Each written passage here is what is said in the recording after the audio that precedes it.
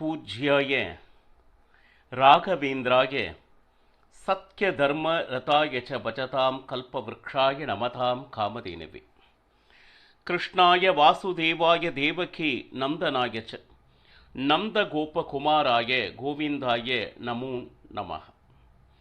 ஐந்தாவது வேதம் என்று போற்றப்படும் மகாபாரதம் பார்த்து வருகிறோம். பாண்டவர்கள் 12 வருட வனவாசமும் 1 வருட அஞ்ஞான வாசமும் முடித்து தனக்கு நியாயமாக சேர வேண்டிய அந்த பிதராஜித சொத்திற்காக ஒரு வயதான பிராமணனை அனுப்பி தங்களுடைய தேவைகளை அந்த ராஜ்யத்தை கேட்பதற்காக அனுப்பினர். அதையெல்லாம் கேட்ட நாங்கள் கலந்து ஆலோசித்து தூதுவனை அனுப்புகிறோம் அப்படின்னு அவர் அனுப்பிச்சிட்டாங்க.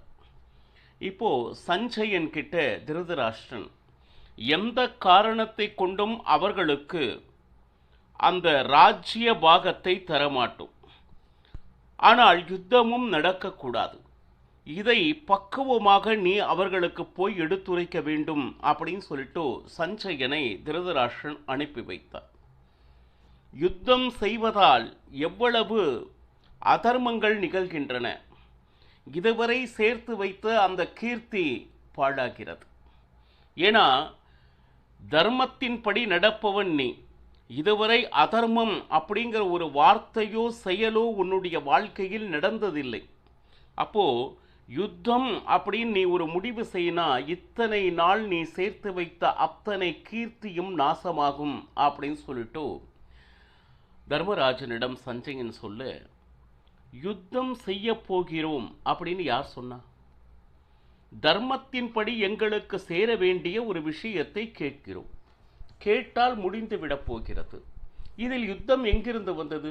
யுத்தம் இருப்பதால் தான் தர்மத்தை பற்றியும் அதர்மத்தை பற்றியும் கீர்த்தியை பற்றியும் நீ பேசிக்கொண்டிருக்கிறாய். நாங்கள் நியாயமாக கேட்ட அந்த ராஜ்யத்தை பற்றி எந்த விதமான என்ன சொல்லுது பதிலே இல்லையே உன்னிடம் அப்படின்னு தர்மராஜன் கேட்க, 2 பேரும் விவாதித்து கொண்டு இருக்கின்ற நேரத்தில் தர்மராஜன் கூறினான், நம் இருவருடைய விவாதம் ஒரு புறம் இருக்கட்டும், அனைத்தும் அறிந்தவன் பகவான் கிருஷ்ணன் இங்க இருக்கான். அப்போ அவன் சொல்லட்டும் எது சரி அப்படின்னு சொல்லிட்டு. ராஜ்யம் கேட்பது அதர்மம், நீங்கள் மீண்டும் வனவாசத்திற்கே செல்ல வேண்டும் என்று கிருஷ்ணன் சொல்லட்டும், நாங்கள் அதற்கும் சரி என்று நாங்கள் செல்கிறோம். ஆனால் இதுதான் தர்மம் அப்படின்னு சொல்லிட்டு அவன் சொன்னா, யுத்தத்திற்கு நாங்கள் என்றுமே தயாராக இருக்கு.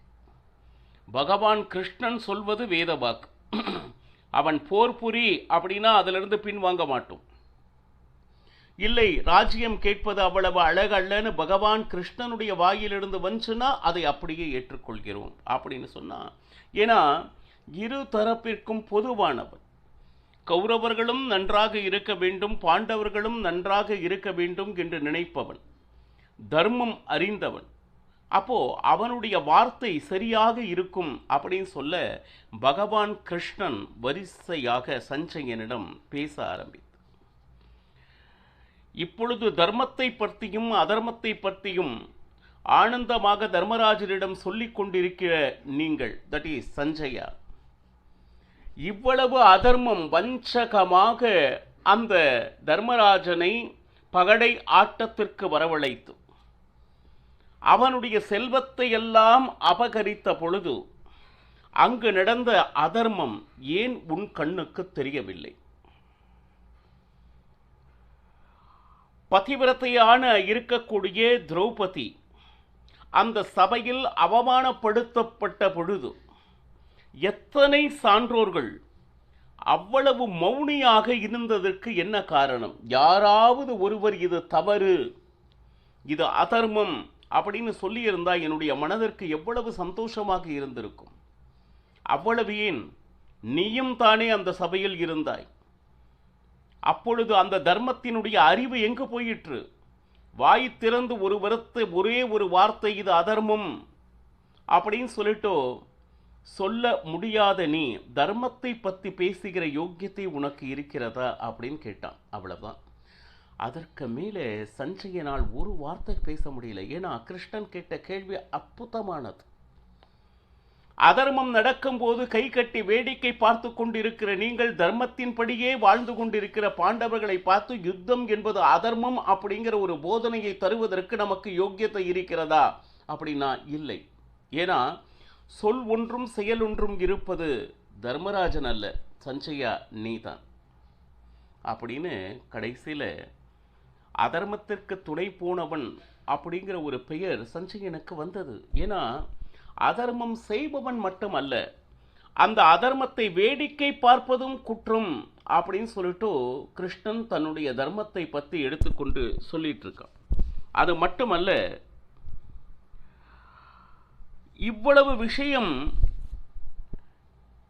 அவர்களுக்கு சேர வேண்டிய அந்த ராஜ்யம் கிடைக்கவில்லை அப்படின்னு ஆச்சுன்னா யுத்தத்தை தவிர வேறு வழியே இல்லை.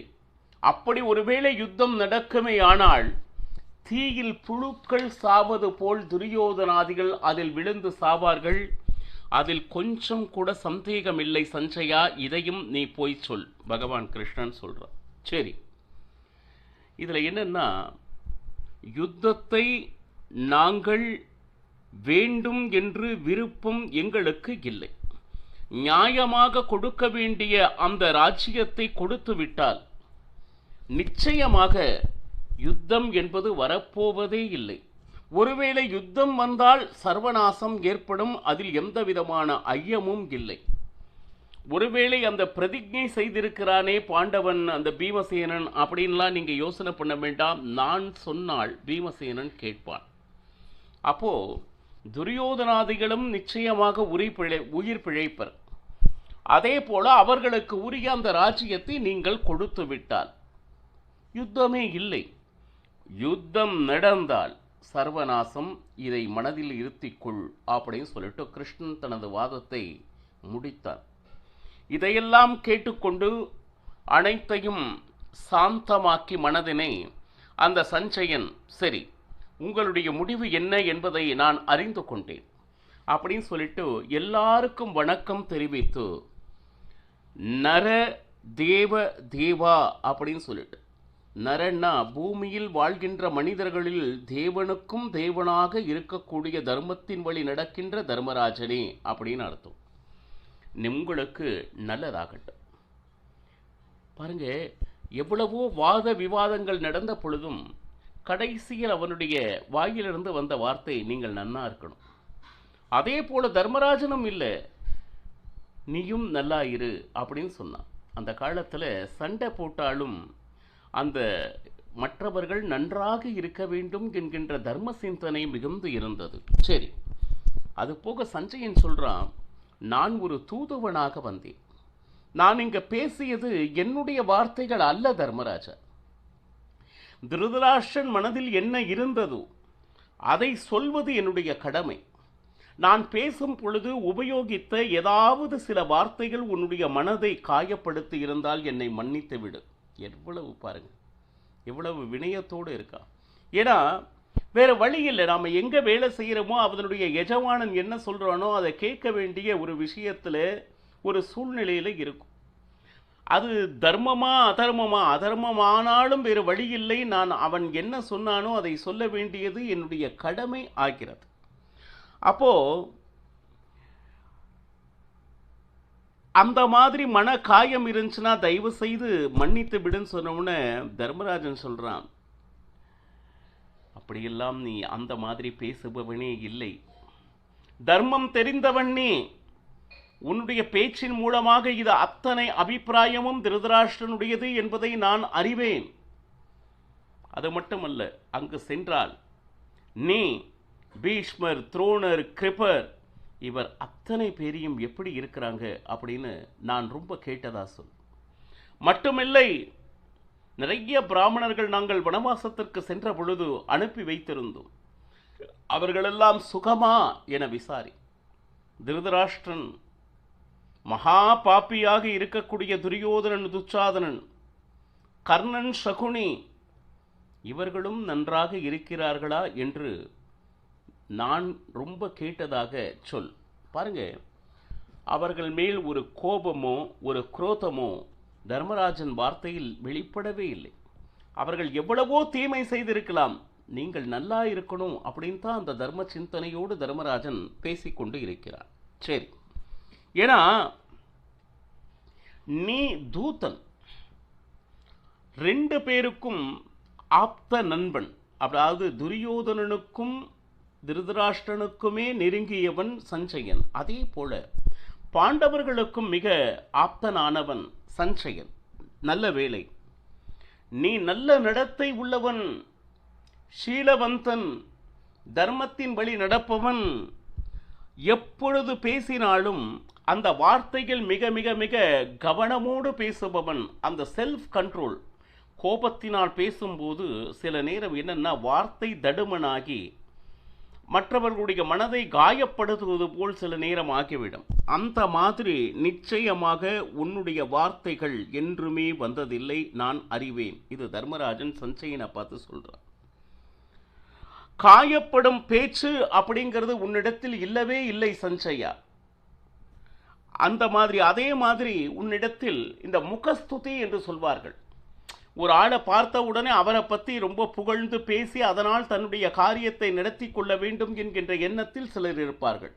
ஆனால் அவர்கள் சென்றவுடன் அவர்களையே தூஷணை செய்து வாழக்கூடிய அந்த ஈனப்பிறவிகள் என்று சொல்வார்கள். பார்த்தா ஒரு பேச்சு, அவர்கள் அப்படி சென்றவுடன் அவர்களையே பற்றி தூற்றும் பேச்சு. இந்த மாதிரி இரு விதமான வேஷதாரிகள் இந்த உலகத்தில் இருக்கத்தான் செய்கிறார். அந்த மாதிரி ஒரு காரமான, கோபமான, தடிமனான பேச்சு என்பது என்றுமே உன்னிடத்தில் இல்லை சஞ்சயா. அதே மாதிரி அங்கு போய் அங்கு அனைவரும் நன்றாக இருக்கிறார்களா என்று நான் மிக மிக மிக கேட்டதாக சொல் அப்படின்னு சொல்லிட்டு சஞ்சயன் இப்பவும் சொல்றான், யுத்தம் என்பது எனக்கு என்றுமே வேண்டாம். ஏன்னா யுத்தத்தினால் நீ சொன்ன மாதிரி அதர்மம் எப்படி நடக்கும் என்பது அதெல்லாம் எனக்கு நன்றாக தெரியும். நான் முதலில் கேட்டபடி அந்த ராஜ்யம் நியாயமாக பார்த்தால் பாதி ராஜ்யம் பிதராஜித வகையில் எனக்கும், அதற்கு பிறகு நாங்கள் சம்பாதித்து அந்த திருதராஷ்டிரனுக்கு கொடுத்த எவ்வளவோ செல்வங்கள் இருந்த போதும் எனக்கு ராஜ்யத்தின் மேல் சிறிதும் ஆசை இல்லை சஞ்சயா. கடைசியாக ஒன்றை உன்னிடம் சொல்கிறேன். ஒரு 5 கிராமங்கள் கொடுத்தால் போதும். குசஸ்தல கிராமம், ஆவந்தி கிராமம், வாரணாவத கிராமம், மற்ற 2 கிராமங்கள், அவன் எந்த கிராமத்தை கொடுத்தாலும் நாங்கள் ஏற்றுக்கொள்கிறோம். 5 கிராமங்கள். இதை இப்படி ஒருவேளை அவன் இந்த 5 கிராமத்திற்கு அவன் சம்மதித்தால் அவன் செய்த அத்தனை அதர்மங்களையும் நாங்கள் மறந்து விடுகிறோம். நிச்சயமாக கௌரவர்களுக்கு எந்த விதமான துன்பமும் நேராது, யுத்தம் வரவே வராது, உயிர் பயம் இல்லவே இல்லை அப்படின்னு சொல்லிட்டு நியாயமா பார்த்தா ராஜ்யமே பெற வேண்டியவன் தன் நிலையிலிருந்து கீழ் இறங்கி, ஏன்னா ஒரு ராஜ்யத்தின் மேலோ தான் மீண்டும் அந்த சிம்மாசனத்தில் அமர்ந்து நாடாள வேண்டும் என்கின்ற எண்ணமோ சிறிதும் இல்லை. யாருக்கு? தர்மராஜனுக்கு. மிருத்துவாத அந்த கர்மத்தை தன்னுடைய வாழ்க்கையில் கொண்டவன். கோரமான யுத்தம் என்றுமே அதை கண்டிப்பாக செய்ய வேண்டும் என்று நினைத்து கூட பார்த்தவன் இல்லை. சரி, ஆனால் ஒருவேளை இதையும் அவன் மறுத்தால், யுத்தத்திற்கு நாங்கள் தயாராக இருக்கிறோம் என்பதையும் நீ அறிந்து கொள். ஏதோ எங்கிட்ட பலம் இல்லை, அதனால் நாங்கள் கெஞ்சி கேட்கிறோம், அப்படி தயவு செய்து நினைத்து விடாதே அப்படின்னு சொல்லிட்டு இது அத்தனையும் கேட்டான் சஞ்சயன். இன்முகத்துடன் விடை பெற்றான். நேரா அஸ்தினாபுரம் வந்தான். இரவு நேரமாகிட்டு. திருதராஷ்டிரன் ஒருவேளை உறங்கி விட்டானோ அப்படின்னு சொல்லிட்டு ஒரு சின்ன தயக்கம். ஒரு தூதுவனை அழைத்தான். நான் சஞ்சயன் வந்துள்ளதாக சொல், ஒருவேளை அவர் உறங்கி இருந்தால் நாளை பார்த்து கொள்ளலாம் அப்படின்னு சொல்லிட்டு நேரா தூதுவன் வந்து அந்த திருதராஷ்டிரனை பார்த்து சஞ்சயன் வந்துள்ளான் அப்படின்னு சொன்னான். ஐயோ, சஞ்சயனுக்கு போய் அனுமதி வேண்டுமா? உடனடியாக உள்ளே வர சொல் அப்படின்னு திருதராஷ்டிரன் சொன்னான். ஏன்னா இவன் எப்பொழுது வருவான், பாண்டவர்களுடைய பதில் என்னவாக இருக்கும், என்னுடைய சந்ததிகள் தப்புமா, இப்படி பலவிதமான யோசனைகள் அதர்ம வழி நடப்பவர்கள் நிச்சயமாக நிம்மதியாக உறங்கினதாக சரித்திரம் இல்லை. கொஞ்சம் நினைச்சு பாருங்க. அந்த மனம் என்றுமே அமைதியாக இருக்காது அதர்ம வழி செல்பவர்கள். அப்போ உடனடியாக ஏன்னா அவனுடைய ஆர்வம் என்னன்னா, தர்மராஜன் மீண்டும் வனவாசத்திற்கு சென்று விடுகிறேன் அப்படின்னு சொன்னான்னா, மேலே முடிச்ச ராஜ்யமும் கொடுக்க வேண்டியதில்லை, யுத்தமும் இல்லை, என்னுடைய குழந்தைகளும் தப்பிப்பார்கள், இந்த பயம் என்னுடைய மனசில் இருந்து போயிடும். இதெல்லாம் தான் இவனுடைய மனசுல ஓடிட்டு இருந்த விஷயம் திருதராஷ்டிரனுடைய மனசில். நேரா சஞ்சயன் வந்தான். திருதராஷ்டிரன் அங்கு நடந்த பல விஷயங்களை அற்புதமாக திருதராஷ்டிரனிடம் கூறத் தொடங்கினான். என்ன சொன்னான் என்பதனை நாளையும் பார்க்கலாம். ஹரே ஸ்ரீனிவாசா. சர்வம் ஸ்ரீகிருஷ்ணார்ப்பணமஸ்து. ஹரே ஸ்ரீனிவாசா.